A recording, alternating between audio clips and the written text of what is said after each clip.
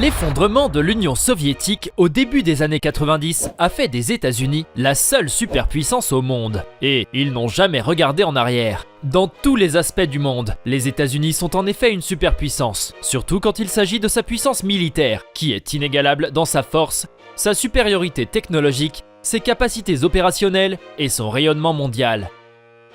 Dans cette vidéo, nous examinerons les 5 principales raisons pour lesquelles vous ne voudriez pas aller à l'encontre de l'établissement militaire américain. L'armée de l'air des États-Unis est la plus forte au monde, non seulement en nombre d'avions opérationnels, mais aussi en supériorité technologique.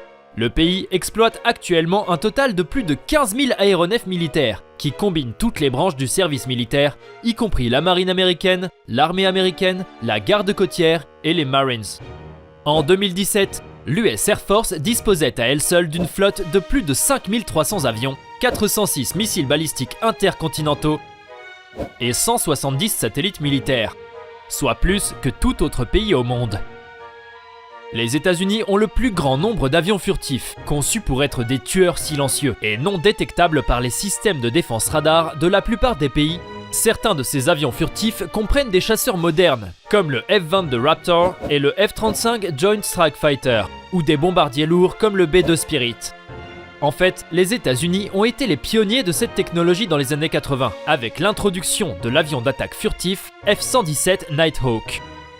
Les aéronefs furtifs sont conçus pour éviter la détection au moyen de diverses technologies qui réduisent la réflexion radar des antennes radar terrestres, maritimes ou aériennes, réduisant ainsi la section radar, ou RCS. Cette technologie révolutionnaire permet à un avion de 5e génération, comme le Raptor F-22, avec une masse maximale au décollage de 38 000 kg, d'avoir une section radar de seulement 0,0001 m², soit environ la taille d'un bourdon. Ce qui est plus fou, c'est que l'énorme bombardier B-2 a la même section radar que le Raptor F-22. Il devient donc extrêmement difficile de suivre un aéronef furtif, même si l'ennemi les repère sur son radar. C'est une toute autre histoire de les traquer et d'enregistrer un missile. L'idée derrière cette technologie est de briser la chaîne dans laquelle un système de défense de missiles de surface à air conventionnel fonctionne. C'est la même raison pour laquelle des pays comme la Chine et la Russie ont du mal à développer leurs propres chasseurs furtifs, le Chengdu J-20 et le Sukhoi Su-57 respectivement. Ces appareils permettront à l'US Air Force d'affirmer sa supériorité aérienne sur tout champ de bataille dans l'avenir. Et nous savons tous que le contrôle du ciel est le plus grand décideur dans toute guerre. La prochaine raison pour laquelle tout pays qui part en guerre avec l'armée américaine devrait y réfléchir à 2 fois est la force de la marine américaine et de sa domination sur les océans, en particulier les supercarriers de la Navy. L'US Navy exploite actuellement 11 supercarriers nucléaires de classe Nimitz, qui est la plus grande flotte de porte-avions au monde. La seule marine qui peut se rapprocher en termes de progrès technologiques est probablement la Royal Navy britannique, mais ils n'ont que 2 porte-avions opérationnels. Les transporteurs de la classe Nimitz ont un déplacement de plus de 100 000 tonnes et peuvent transporter jusqu'à 70 avions. C'est littéralement une petite ville flottante dans l'océan avec son propre aéroport. Les porte-avions de classe Nimitz sont eux-mêmes des armes offensives extrêmement puissantes. Mais la façon dont ils opèrent, dans ce qu'on appelle les groupes de frappe de porte-avions, rend ces navires encore plus mortels. Un transporteur se déploie rarement seul, il y a toujours une flotte de ressources de surface et sous-marines autour d'eux, formant un groupe de frappe. Il s'agit notamment de croiseurs de missiles guidés, d'un escadron de destroyers, de sous-marins d'attaque et d'autres navires de soutien. Ensemble, ils projettent la puissance du porte-avions au centre du groupe vers l'ennemi. Pendant que le transporteur exerce son rôle offensif au moyen de son escadre, les autres navires sont responsables de protéger ses flancs contre toute attaque ennemie. Cette combinaison de stratégie offensive et défensive rend le groupe de porte-avions américain presque impénétrable. La marine des États-Unis maintient 9 de ces groupes de porte-avions, dont 8 sont basés aux États-Unis et 1 est déployé au Japon. Depuis plus de 50 ans, c'est l'élément principal de la projection de puissance US, et la classe Nimitz des supercarriers est au centre de tout cela. Malgré ça, les États-Unis sont actuellement en train de développer une nouvelle classe de transporteurs appelée la classe Gerald R. Ford, destinée à remplacer les navires de la classe Nimitz. Ce nouveau supermoteur sera encore plus avancé sur le plan technologique. et devraient continuer à dominer les océans jusqu'à la fin du XXIe siècle. La troisième raison pour laquelle vous ne devriez pas combattre l'armée américaine est leur énorme stock de missiles balistiques intercontinentaux, ou ICBM nucléaires et conventionnels. L'ICBM joue le rôle de l'étape terrestre dans la triade nucléaire américaine, avec le missile balistique lancé par le sous-marin Trident, SLBM, et les ogives nucléaires embarquées sur des bombardiers stratégiques à longue portée. Les missiles ICBM sont lancés à partir de silos de missiles basés au sol, réalisant un vol spatial sous-orbitaire élevé à environ 1600 km au-dessus de la surface de la Terre. Le corps du missile se sépare alors de la tête nucléaire qui réentre dans l'atmosphère et tombe librement sur la cible assignée à des vitesses hypersoniques. L'armée américaine exploite actuellement 400 ICBM à partir de ses bases du Wyoming, du Montana et du Dakota du Nord. Le LGM-30J Minuteman III est le seul type de ICBM actuellement en service aux États-Unis. La famille des ICBM Minuteman III a été créée dans les années 60 en réponse à la menace nucléaire soviétique. Tout au long de la guerre froide et au-delà, ces missiles ont été constamment modernisés. Au cours de la seule dernière décennie, l'armée américaine a entrepris des améliorations d'une valeur de 7 milliards de dollars. Les moteurs de propulsion des fusées, les agents propulsifs utilisés, le système de guidage et même les gouvernes ont tous été remis à neuf. Les missiles modernisés sont complètement différents de ceux des années 60, à l'exception des obus. Ces améliorations de pointe et ces programmes de modernisation ont permis au système Minuteman III de demeurer opérationnel pendant plus de 50 ans avec une fiabilité améliorée qui appuie le taux d'alerte remarquable de 99% du missile. Les dernières versions des missiles ont une portée de plus de 13 000 km, ce qui est supérieur au diamètre de la Terre à 12 740 km. Ils peuvent transporter de multiples ogives nucléaires de 330 kilotonnes, soit 20 fois plus que les bombes larguées sur Hiroshima et Nagasaki. De plus, chacune de ces ogives peut être assignée à des cibles différentes indépendamment. La technologie s'appelle Multiple Independently Targetable Reentry Vehicle, ou MIRV, et elle a d'abord été développée pour la famille de missiles Minuteman III. Ainsi, n'importe quel pays querellant les États-Unis devra faire face à ce formidable arsenal de puissance de feu, qui peut être lancé à tout moment.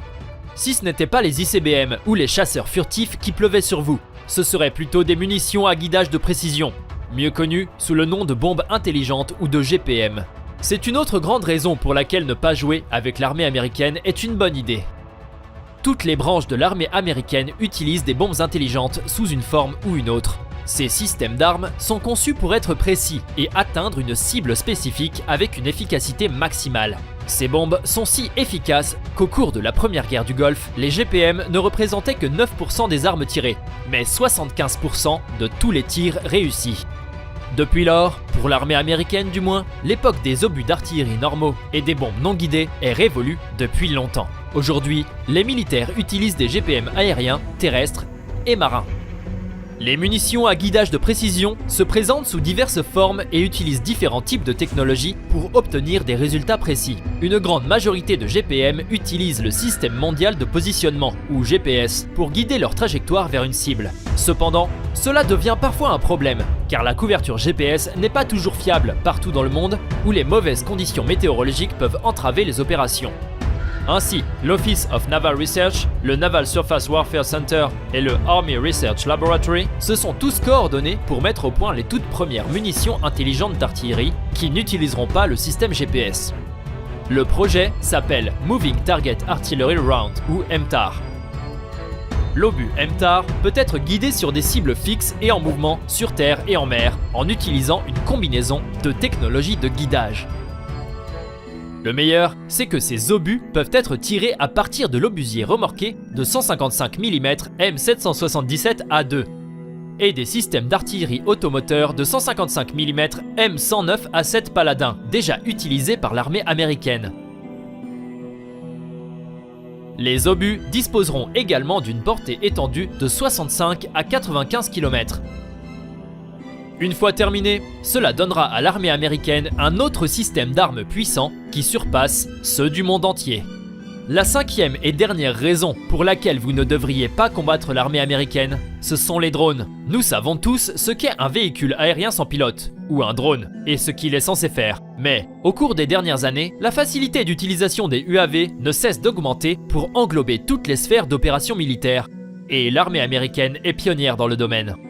D'abord utilisés uniquement pour des missions de surveillance, les drones ont rapidement été militarisés après les attentats du 11 septembre et ont été largement utilisés par l'armée américaine dans la guerre contre le terrorisme comme plateforme d'armes offensives. On prévoit qu'au cours de la prochaine décennie, les États-Unis seront en mesure d'acheter plus de 1000 drones de combat de différentes classifications.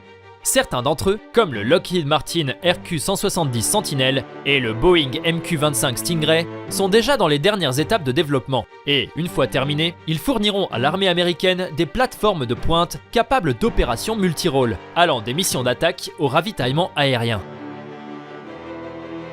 La technologie des drones a atteint des sommets tels qu'aujourd'hui, un seul drone peut s'aventurer des heures et des heures au-dessus de la surface, attendant que la cible sorte sa tête du sable. Cette capacité permettra à tous les services de l'armée américaine de réduire leur dépendance à l'égard des plateformes habitées, réduisant ainsi les risques lors des futures opérations de combat. Ces 5 systèmes d'armes rendent l'armée américaine extrêmement dangereuse pour tout adversaire qui cherche à entrer en conflit avec elle. Dans un contexte de guerre conventionnelle, il est presque impossible de battre la machine militaire américaine. C'est pourquoi les ennemis modernes des États-Unis emploient de plus en plus de stratégies de guerre asymétriques contre les puissants militaires américains. Malgré cela, le géant militaire américain est de loin le complexe militaire le plus puissant au monde aujourd'hui et le sera probablement dans les décennies à venir.